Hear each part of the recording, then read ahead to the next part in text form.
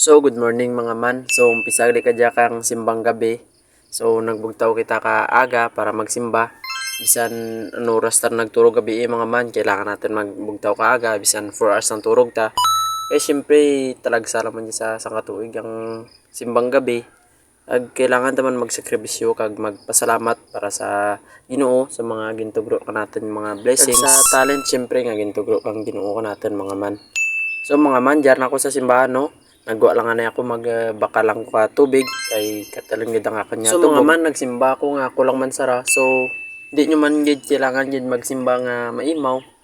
Unaw, patas ka mo blessing sa nga nabaton, di ba? Kag mga man kailangan taman binanangatan niya sala. Syempre bilang tao, di malakawan niya, di kita makasala.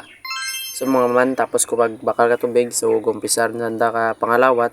So nagsunod ako mga man. So mga man, tapos nandiyan misa, mga manog 16 siguro sa aga. So pauliin ako mga man, amo dyan atan niya first day kang atan niya pagsimba.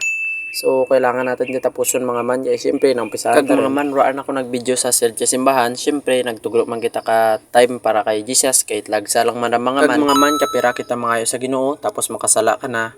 Tapos pinsara dyan bla mga man, kisra talang mangayo ka, pasalamat ka na mga man. So mga man, dyan lang magkatad ang ating video. Salamat sa paglantaw. Peace out.